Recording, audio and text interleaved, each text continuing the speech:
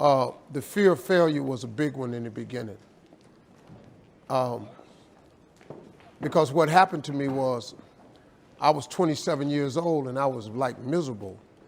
And, you know, I just kept trying to figure out what my life was for.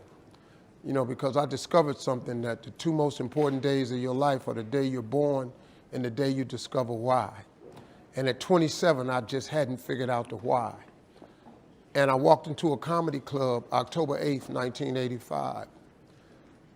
First time ever in a comedy club. Didn't even know comedy club existed.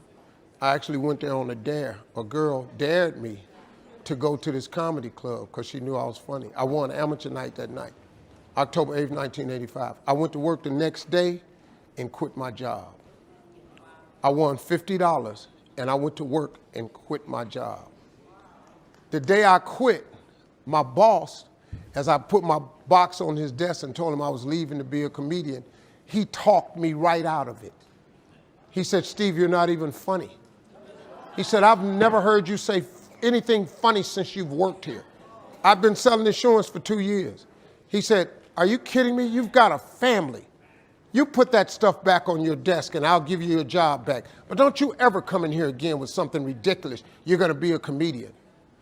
I took all my back to my desk and put that back on my desk.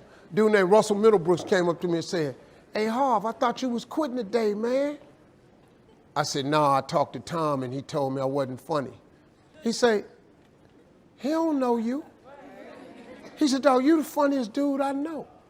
He said, "Man, see," and then he looked at me, he was so hurt. He said, "Damn, dog, I told everybody you was leaving today."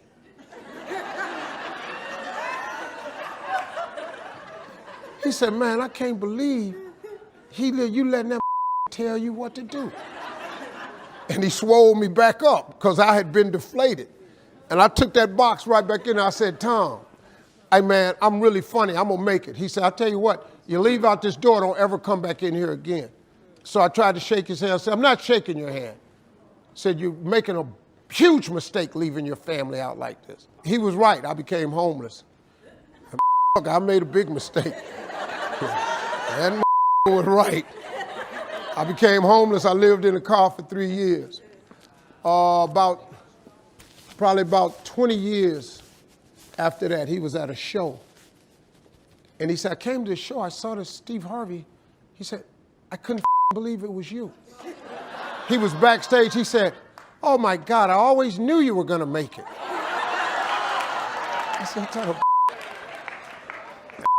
"Man, me and that dude, man." But that was, overcoming that was my biggest.